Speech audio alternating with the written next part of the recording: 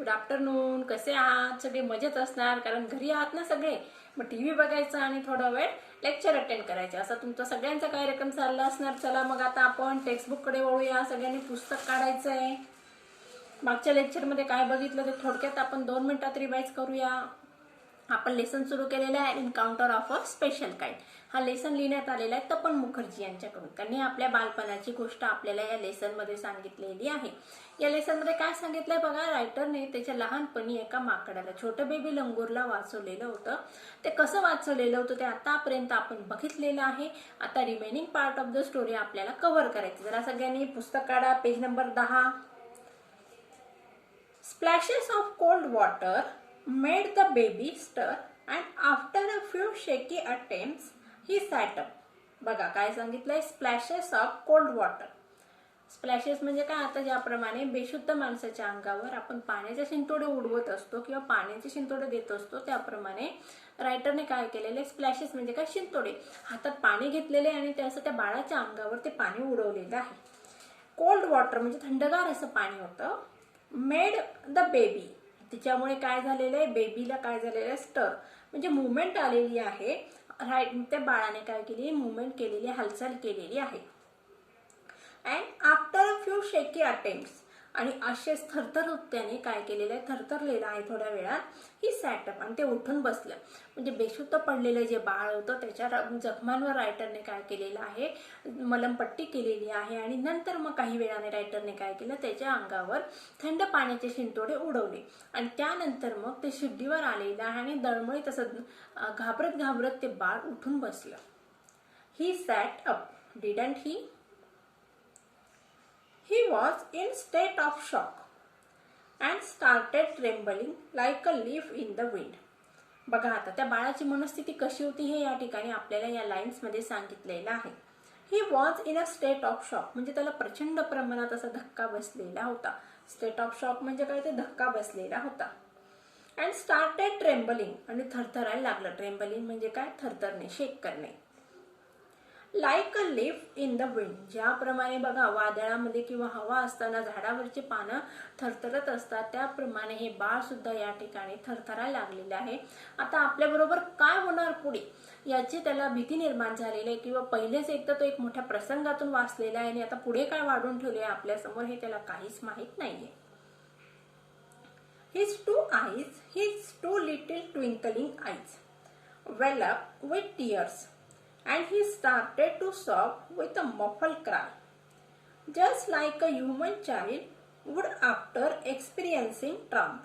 बघा काय म्हटलेलं आहे आता या ठिकाणी. रायटरने काय केलं? त्या बाळाच्या सगळ्यात पहिले काय केलं आपण मागे बघितलं होतं मागच्या लेक्चर्स मध्ये की रायटरने त्या बाळाच्या जखमा स्वच्छ केल्या, त्यांच्यावर मलमपट्टी लावली. आणि नंतर मग थोड्या वेळाने रायटरला जाणीव झाली की ते बाळ जिवंत आहे. मग रायटरने काय केलं? पाणी घेतलेलं आहे, थंडगार पाणी त्या बाळाच्या अंगावर ते टाकलेलं आहे. आणि त्यानंतर ते बाळ जागं झालं. आणि जागं झाल्यानंतर ते घाबरलेलं होतं आणि ते थरथर कापत होतं. आणि काय वेळाने काय झालं बघा. His two little twinkling eyes, आणि त्याचे 2 छोटे छोटे डोळे. ट्विंकलिंग म्हणजे काय? मिचकवणारे डोळे. Twinkling eyes well up. वेलअप म्हणजे काय? ते वेलअप म्हणजे या ठिकाणी बघा ते अश्रूपूर्ण झालेले होते किंवा ते डोळ्यांमधून पाणी येत होतं. वेलअप विथ टीयर्स, त्याच्या डोळ्यांमधून काय येत होतं? पाणी येत होतं. With tears and he started to sob, आणि ते हुंदके द्यायला लागलं म्हणजेच रडायला लागलेले आणि रडता रडता ते हुंदके द्यायला लागलेलं आहे. Sorry, with a muffle cry. Muffle cry म्हणजे या ठिकाणी अर्थ दिलाय बघा. क्वाइट अँड सप्रेस साऊंड म्हणजे दचकत दचकत किंवा दबकत ते बाळ त्या ठिकाणी काय करत आहे? रडत आहे. म्हणजे रडताना आवाज करून रडत नाही आहे, हळुवारपणे ते बाळ रडत आहे. विथ अ मफल क्राय म्हणजे त्या बाळाने आपले डोळे उघडले. डोळे उघडल्यानंतर त्या डोळ्यामधून अश्रू येत आहे आणि अश्रू आल्यानंतर बाळ हुंदके देत आहे आणि हळू आवाजात ते रडत आहे. Just like a human child, ज्याप्रमाणे रायटरने काय केलेले? कम्पेअर केलेले आहे. जस्ट लाईक म्हणजे कोणासारखं? मानवाच्या मुलासारखं. Human child would after experiencing a trauma. Trauma म्हणजे काय, या ठिकाणी ग्रेट डिझास्टर. ज्याप्रमाणे एखाद्या वेळेस मानवाच्या मुलाबरोबर किंवा एखाद्या मुलाबरोबर किंवा मुलीबरोबर असा प्रसंग जर घडला असेल तर त्याची जशी मनस्थिती होते तशी मनस्थिती या ठिकाणी या बाळाची झालेली आहे. I offered him a peeled banana, which he expected with his unsteady hand, and began taking hesitant bites. I offered him a peeled banana. या वाक्याचं चेंज द व्हॉइस काय होणार बघा. A peeled banana was offered to him by me. आले लक्षात. आणि या ठिकाणी क्लॉज काय आहे या वाक्याचं बघा. I offered him a peeled banana which he accepted with his unsteady hand. आता या ठिकाणी बघा मी ऍडजेक्टिव्ह क्लॉज ओळखण्याचं तुम्हाला काय ट्रिक सांगितलेली होती. आता या ठिकाणी विच काय आहे, कंजंक्शन आहे. म्हणजे हे काय आहे, दोन वेगवेगळे वाक्य जोडण्याचं काम करत आहे. ऍडजेक्टिव्ह क्लॉज कसं ओळखायचं बघा. म्हणजे कंजंक्शनच्या अगोदर, कोऑर्डिनेटिंग कंजंक्शनच्या अगोदर जर एखाद्या व्यक्तीचं, वस्तूचं, पदार्थाचं, ठिकाणाचं नाव येत असेल त्याला काय म्हणायचं मग, ऍडजेक्टिव्ह क्लॉज. मग आता विच हे काय आहे, कंजंक्शन आहे. आणि त्याच्या अगोदर कोणाचं नाव आलंय बघा, बनाना. त्याच्या अगोदर कशाचं नाव आलेलं आहे, एका वस्तूचं, पदार्थाचं म्हणजे केळीचं नाव आलेलं आहे. पील बनाना म्हणजे काय, साल काढलेलं बनाना. बनाना म्हणजे काय, केळ. Which he accepted with his unsteady hand. मग या ठिकाणी जर तुम्हाला हे वाक्य आलं, find out the clause from the above sentence, तर काय लिहिणार, ऍडजेक्टिव्ह क्लॉज. मेन क्लॉज कुठला आहे ते तुम्हाला येईल. I offered him a banana. इथपर्यंत हा काय आहे, मेन क्लॉज. पुढचा क्लॉज काय आहे, सबऑर्डिनेट क्लॉज. आणि सबऑर्डिनेट क्लॉजचा कुठला प्रकार आहे मग, हा ऍडजेक्टिव्ह क्लॉज. कंजंक्शन काय आहे, which. And begin taking hesitant bytes. which he accepted with his unsteady hand. आता रायटरने त्याला जे बनाना ऑफर केलेलं होतं किंवा रायटरने त्याला जे बनाना दिलं त्याने काय केलं, थरथरत्या हाताने ते केळी पकडण्याचा प्रयत्न केला. And begin taking hesitant bytes. आणि हेजिटंट म्हणजे काय, हळूवारपणे किंवा दळमळीतपणे. बाइट्स म्हणजे काय, ते केळीचे तुकडे तो त्याच्या तोंडात टाकत आहे किंवा हळूहळू ते तुकडे केळी तो खात आहे. My attention was fix on the revival of the baby langur. बघा आता या ठिकाणी रायटरने काय सांगितलेलं आहे, माय अटेन्शन, माझं पूर्ण लक्ष कोणावर केंद्रित होतं. फिक्स वॉज, फिक्स म्हणजे काय, मी एकाच नजरेने किंवा एकटक असं फक्त त्या बेबीकडे बघत होतो. रिव्हायवल म्हणजे काय, रिव्हायवल ऑफ द बेबी लंगूर म्हणजे पूर्णतः ते बाळ व्यवस्थित होण्यापर्यंत किंवा ते कसं व्यवस्थित पूर्वस्थितीत येईल त्याकडे माझं पूर्ण लक्ष लागलेलं होतं. Suddenly I had an uncanny feeling of being watch. आणि त्याच वेळी मला काय झालेलं आहे बघा, एक फिलिंग म्हणजे काय, मला जाणीव झाली कशाची, की कोणीतरी आमच्याकडे बघत आहे. फिलिंग ऑफ बिंग वॉच, कोणाकडून तरी. बिंग वॉच म्हणजे काय, बघण्यात येत आहे. आम्हाला कोणाकडून तरी बघण्यात येत आहे अशी फिलिंग रायटरला. फिलिंग म्हणजे काय, जाणीव झालेली आहे. I turn away from the coop and look up. रायटरने काय केलं बघा, त्या कोंबडीच्या खुराड्यामधून बाहेर आला आणि बघायला लागलेला इकडं तिकडं की आपल्याला कोण बघत आहे. There sat the mother langur on our kitchen roof. त्या ठिकाणी बघा काय दिसलं रायटरला, मग there sat the mother langur. बाळाची जी आई होती ती बसलेली होती. कुठं बसलेली होती बघा, सॅट ऑन अवर किचन रूफ. आमचं किचन म्हणजे स्वयंपाकगृह जे होतं किंवा स्वयंपाकघराच्या छतावर त्या बाळाची आई बसलेली होती. Binge watching every move I made. Watching every move I made. आणि ती काय करत होती बघा, वॉचिंग म्हणजे काय, बघत होती. जेवढ्या कुठल्या गोष्टी रायटरकडून करण्यात आलेल्या आहे म्हणजे बाळावर किंवा जे बाळासाठी रायटर जे काही करत आहे तेवढ्या सगळ्या गोष्टी त्या ठिकाणी आईकडून बघण्यात आलेल्या आहे. म्हणजेच आई पण एका भयानक अशा प्रसंगातून गेलेली होती. ती आपल्या बाळाला इच्छा असून सुद्धा वाचवू शकत नव्हती आणि आता परत आपलं बाळ एका माणसाच्या तावडीत सापडलेलं आहे आणि ते माणूस आपल्या बाळासोबत काय करणार, ह्या सगळ्या गोष्टी आई त्या ठिकाणी घराच्या छतावर बघत होती. आले लक्षात. आईने काय केलं, घराच्या छतावर बसलेली आहे आणि लेखक म्हणजे ते एक मुलगा काय काय ऍक्टिव्हिटी करत आहे, कुठल्या कुठल्या गोष्टी आपल्या बाळासोबत करत आहे हे आई सगळं बघत होती. She simply sat there quietly. आणि बघा ती त्या ठिकाणी बसली. She simply sat there. शांतपणे ती त्या ठिकाणी बसलेली आहे. As if convinced that no harm was being done to her child. As if जसं की कन्व्हिन्स म्हणजे तिला खात्री होती. कुठली खात्री होती की that no harm was being done म्हणजे कुठल्याही प्रकारची इजा to her child, being done to her child, आपल्या बाळासोबत कुठल्याही प्रकारची इजा होणार नाही किंवा बाळाला परत दुखापत होणार नाही अशा पद्धतीने ती त्या ठिकाणी शांतपणे बसून सगळ्या गोष्टी बघत होती.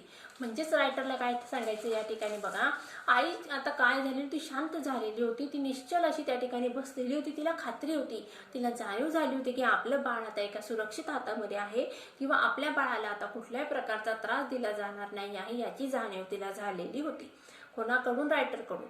आता बघा या ठिकाणी मानवाला, आपण म्हणतो की मानवाला सगळं समजत असतं, पण या ठिकाणी प्राण्यांना सुद्धा भावना असतात, इमोशन्स असतात, फिलिंग्स असतात आणि त्यांना सुद्धा सेन्सेशन असतं किंवा संवेदना असतात. त्यांना पण जाणीव झालेली आहे त्या माकडींना की आपल्या बाळाबरोबर कुठल्याही प्रकारचा हल्ला किंवा इजा या ठिकाणी होणार नाही आहे, म्हणून ती अतिशय स्वस्थ किंवा निश्चल अशी त्या ठिकाणी बसलेली आहे. लक्षात आलं विद्यार्थ्यांनो?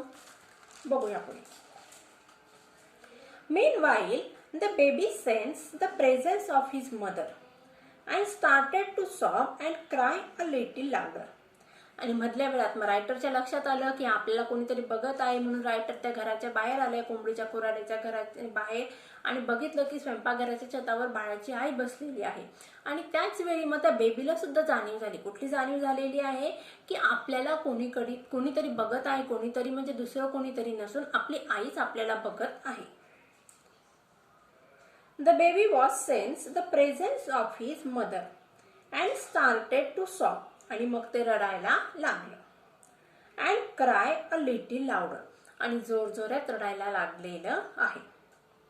I retreated from the door of the coop to allow the mother access to her baby. आणि ज्यावेळेस मग त्या बाळाला लक्षात आलं की आपली आई या ठिकाणीच आहे, मग ते जोरजोरात रडायला लागलं. आणि मग या ठिकाणी बघा, बाळाची आणि आईची भेट व्हावी म्हणून रायटरने त्या ठिकाणाहून किंवा त्या कोंबडीच्या खुराड्यामधून रायटर बाहेर पडलेला आहे की जेणेकरून त्या ठिकाणी आई त्या बाळाला भेटू शकणार. Immediately, the mother descended on the floor of the coop and picked the baby in her arms. आणि जसं की रायटर त्या ठिकाणाहून बाहेर पडला, इमिजिएटली म्हणजे काय, तात्काळ, त्याच वेळी काय झालेलं आहे बघा, द मदर डिसेंडेडचा अर्थ दिलाय बघा या ठिकाणी मूव डाऊनवर्ड्स. त्याच वेळी आई पटकन खाली आली.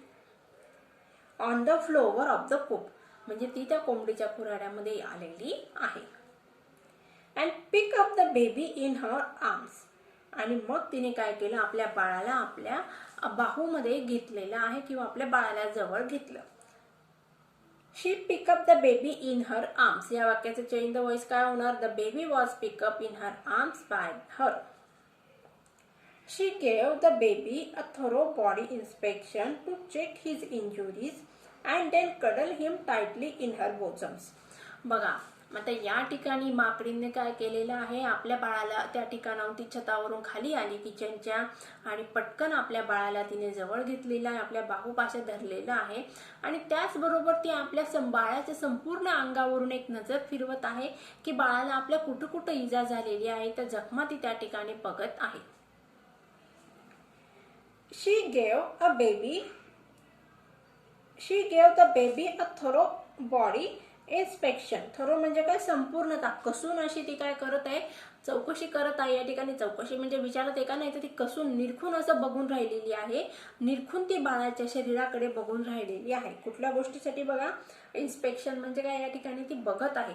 आपण इन्स्पेक्शन हा शब्द वापरतो, आमच्या शाळेमध्ये इन्स्पेक्शन होतं, कमिटीचे मेंबर आलेले होते, पण या ठिकाणी इन्स्पेक्शन हा शब्द कशासाठी आलेला आहे, मग या ठिकाणी आई त्या ठिकाणी बघत होती. आता इन्स्पेक्शन हे काय, नाऊन आहे, त्याचं वर्ब काय येणार, टू इन्स्पेक्ट. लक्षात आले विद्यार्थ्यांनो, इन्स्पेक्शन काय आहे, नाऊन आहे, त्याचं वर्ब काय आहे, to inspect. Inspection to check his injuries. आणि बाळाच्या जखमा ती त्या ठिकाणी बघत होती. अँड देन कडल हिम, कडलचा अर्थ दिलाय बघा, हेल्ड क्लोजली. आणि तिने अजूनच आपल्या बाळाला आपल्या छातीशी कुरवाळलेलं आहे किंवा कवटाळून घेतलेलं आहे. Tightly in her bosoms. Tightly म्हणजे काय घट्टपणे तिने आपल्या बाळाला छातीला बिलगवलेला आहे किंवा आपल्या जवळ तिने बाळाला अजून ओढून घेतलेलं आहे. The baby found a great solace in her caring arms. आणि त्याच वेळी मग बाळाला आईच्या कुशीत गेल्यानंतर ग्रेट सोलॅस याचा अर्थ दिलाय बघा, कम्फर्ट अँड पीस. बाळाला सुद्धा या ठिकाणी काय झालेलं आहे, कम्फर्ट म्हणजे काय, आता आपण सुरक्षित आहोत, शांततेच्या ठिकाणी आहोत किंवा आपली आई आता आपल्याला प्रत्येक गोष्टीची व संकटापासून वाचवणार आहे याची जाणीव या ठिकाणी बाळाला झालेली आहे. बघा, ज्याप्रमाणे माणसाचं बाळ असतं, त्याची आई त्याला कुशीत घेत असते त्यावेळेस ते किती होतं बघा, त्याला एकदम बरं वाटत असतं किंवा रडणारं बाळ पण त्या ठिकाणी शांत होत असतं आईने जवळ घेतल्यानंतर. मग हे तर माकडाचं बाळ आहे, हे तर ॲनिमल आहे, त्यांना सुद्धा संवेदना आहे. मी आत्ताच सांगितलं की ज्याप्रमाणे माणसांना संवेदना असतात, भावना असतात, त्याप्रमाणे जनावरांना पण भावना असतात. आणि मग या भावनेमुळेच त्या बाळाला सुद्धा जाणीव झालेली आहे की आपण आपल्या आईच्या कुशीत सुरक्षित आहोत. या ठिकाणी बघा, रायटरने काय केलेलं, आपल्याला या ठिकाणी कुठल्याही प्रकारचा भेदभाव नाहीये. कुठला भेदभाव नाही बघा. आई माणसाची म्हणजे मानव जातीतील जी म्हणजे स्त्री ज्या आई आहेत, आपल्या मानवाच्या ज्या मानव जातीमधील आई असते आणि जनावरांची किंवा ॲनिमल्स मधली पण जी मदर असते, त्यांच्या इमोशन्समध्ये किंवा केअरिंगमध्ये कुठल्याही प्रकारचा भेदभाव नसतो. आई ही सगळीकडे कशी असते, सेम असते किंवा तिची जी काळजी घेण्याची क्षमता असते किंवा आपल्या बाळाची जी काळजी घेत असते ती सगळीकडे आई कशी असते, समान असते. हा पॉइंट या ठिकाणी रायटरला हायलाइट करायचा आहे. म्हणजेच या ठिकाणी आपल्याला बघा एक वाक्य आठवतं की स्वामी तिन्ही जगाचा आई विना भिकारी. म्हणजे माणसाकडे किती पण पैसा असला पण आईचं प्रेम नसेल तर ते कुठल्याही त्या ठिकाणी त्याला संपत्ती त्या ठिकाणी कामाची नसते. म्हणजे आईच्या प्रेमापेक्षा संपत्तीला काहीही मोल नाहीये. मग या ठिकाणी बाळ एवढ्या मोठ्या धक्क्यातून सावरलेला आहे, पण तो आतापर्यंत रडत होता, पण आईच्या जवळ आल्यानंतर काय झालेलं, ते शांत झालेलं आहे. म्हणजेच या ठिकाणी आईचं प्रेम हे कसं आहे, युनिव्हर्सल आहे, जागतिक आहे, हे रायटरला या ठिकाणी हायलाइट करायचं आहे. आईचं प्रेम हे सार्वभौम आहे किंवा जागतिक आहे, सगळीकडे सारखं आहे. ते प्राण्यांचं असू दे किंवा मानवाचं असू दे, आईच्या प्रेमामध्ये काही फरक पडत नसतो. हे या ठिकाणी रायटरने आपल्याला सांगितलेलं आहे. The mother sat still with the baby in her lap for a few minutes. आई पण त्या ठिकाणी बसली. Still with the baby in her lap. आपल्या बाळाला घेऊन मांडीवर घेऊन आई त्या ठिकाणी थोडा वेळ बसली. Few minutes म्हणजे अगदी थोडा वेळ. It was almost as if she was pondering over her option and trying to figure out how she could keep the baby safe from further assault. आता ती त्या ठिकाणी का बसली असणार, कारण या ठिकाणी रायटरला सांगायचं आहे की ती ऑब्झर्वेशन करत होती, त्या ठिकाणी बसून ती ठरवत होती की आता आपल्याला बाळाला सुरक्षित ठिकाणी कुठल्या डायरेक्शनने म्हणजे कुठल्या दिशेने गेल्यानंतर आपलं बाळ सुरक्षित राहील त्या दिशेने आपल्याला जायला पाहिजे. यासाठी आई काय करत होती, मार्ग बघत होती किंवा मार्ग निवडत होती. It was almost as if she was pondering over. Ponder म्हणजे काय, think over deeply. To ponder over is a phrase. I ponder over my future career. बघा, to ponder over is a phrase and you have to use this phrase in your sentence. I use this. I ponder over my future as a teacher. Okay. बघा, मी काय सांगितलं, मी विचार केला कशावर, माझं जे शिक्षक पेशातलं भविष्य आहे, शिक्षकी पेशातलं जे भविष्य आहे त्याच्यावर मी विचार केला. आता तुम्ही या ठिकाणी लिहू शकता की I ponder over my career after the 10th standard. Okay. Ponder over her option. Option म्हणजे काय, पर्याय. And trying to figure out, आणि ती शोधत होती किंवा विचार करत होती हाऊ शी कुड keep the baby safe from further assault. म्हणजे पुढच्या होणाऱ्या आक्रमणापासून ती आपल्या बाळाला कसं सुरक्षित ठेवेल यासाठी ती विचार करत होती. बघूया पुढचा passage. For a few seconds the mother langur look straight into my eyes. आणि पुढचे काही सेकंद, क्षण, आईने काय केले बघा, mother langur look straight into my eyes. आईने रायटरच्या डोळ्यामध्ये बघितलेलं आहे. Even today I cannot forget that look in her eyes. आता रायटर काय सांगते बघा, अजूनपर्यंत म्हणजे आज सुद्धा त्या माकडीने माझ्याकडे जे कटाक्ष टाकलेला होता किंवा माझ्याकडे ज्या पद्धतीने बघितलेलं होतं ते तिचा दृष्टिक्षेप किंवा कटाक्ष मी अजून सुद्धा विसरलेलो नाही आहे. शॉवरिंग म्हणजे काय, वर्षाव करणे. काय वर्षाव करतो, तिच्या डोळ्यातून रायटरला काय जाणीव झालेली होती या ठिकाणी बघा, सायलेंट ग्रॅटिट्यूड, शांत तशी कृतज्ञतेची भावना. म्हणजे आपल्या बाळाला वाचवलेलं आहे याबद्दल ते माकडीन रायटरला धन्यवाद देत होती. आता मौखिक होतं का हे, नाही. शब्दाच्या माध्यमातून होतं का, शाब्दिक होतं का, तर नाही. मग कसलं धन्यवाद होते, मौखिक होतं. म्हणजे अगदी शांतपणे आई डोळ्यांच्या माध्यमातून किंवा तिच्या भावना ती डोळ्यांच्या माध्यमातून व्यक्त करत होती. On me for saving her child, बाळाला वाचवल्याबद्दल आई काय करत होती, रायटरला धन्यवाद देत होती. I was overwhelm by the emotion. आणि त्या ठिकाणी बघा मग रायटरने काय, ओव्हरवेल्म म्हणजे काय, या ठिकाणी रायटरला पण भरून आलेलं आहे की या माकडीने आपल्याबद्दल कृतज्ञता व्यक्त केलेली आहे, आपल्यासाठी थँक्स म्हटलेलं आहे, त्याबद्दल रायटरला पण भरून आलेलं आहे. I was overwhelm by the emotion. हे वाक्य कुठलं आहे बघा, पॅसिव्ह व्हॉइस आहे. आता याचा ऍक्टिव्ह व्हॉइस कसं होणार, द इमोशन ओव्हरवेल्म मी. काय होणार, द इमोशन ओव्हरवेल्म मी. लिहिलं सगळ्यांनी, परत एकदा सांगते, द इमोशन ओव्हरवेल्म, ईडी लावायचं, overwhelm me. The sentiment, emotions म्हणजे काय, भावना. सेंटिमेंट्स म्हणजे काय, आता या ठिकाणी जाणीव झालेली आहे रायटरला, the way she said thanks to me, कशा पद्धतीने तिने मला थँक्स म्हटलेलं आहे, म्हणजे धन्यवाद मानलेले आहे, याची मला जाणीव झालेली आहे. There sat a universal mother. या ठिकाणी बघा, युनिव्हर्सल म्हणजे काय, जागतिक, वैश्विक. Universal mother holding. युनिव्हर्सल या ठिकाणी बघा, existing everywhere or involving everywhere, म्हणजे कुठल्याही जातीची असू दे, ह्युमनच्या जातीतील असू दे किंवा प्राण्यांच्या जातीची असू दे किंवा पक्ष्यांच्या समूहातील असू दे, त्या ठिकाणी मदर ही कशी असते, युनिव्हर्सल असते. युनिव्हर्सल म्हणजे काय, या ठिकाणी जागतिक आहे, म्हणजे तिच्या ज्या काही भावना आहेत आपल्या लेकराच्या प्रती, आपल्या बाळाच्या प्रती, त्या भावना सगळीकडे सबसमान असतात. Mother holding a stricken child in her lap. Stricken म्हणजे to be hit hard or suffer, म्हणजे ज्या बाळावर हल्ला झालेला आहे किंवा प्रचंड प्रमाणात दुखापत झालेली आहे, त्या बाळाला सांभाळणारी जागतिक आई मला या ठिकाणी दिसलेली आहे. लक्षात आले विद्यार्थ्यांनो, या ठिकाणी मग रायटरने आपल्या समोर एक आदर्श किंवा एक उदाहरण सांगण्याचा प्रयत्न केलेला आहे की या ठिकाणी आईमध्ये कुठलाही भेदभाव नसतो. आई ही सगळीकडे सारखीच असते, म्हणजे ती प्राण्यांच्या समूहातील असू दे, पक्ष्यांच्या समूहातील असू दे किंवा माणसांच्या समूहातील असू दे, आईच्या भावना, आपल्या लेकराप्रतीची आईची कळकळ, भावना सगळीकडे समान असतात. हे रायटरने आपल्याला या पॅसेजच्या माध्यमातून सांगण्याचा प्रयत्न केलेला आहे. मला वाटतं तुम्हाला सगळ्यांना जेवढं शिकवलं तेवढं समजलं असेल. येणाऱ्या पुढच्या लेक्चरला आपण भेटूया. तोपर्यंत take care and good bye.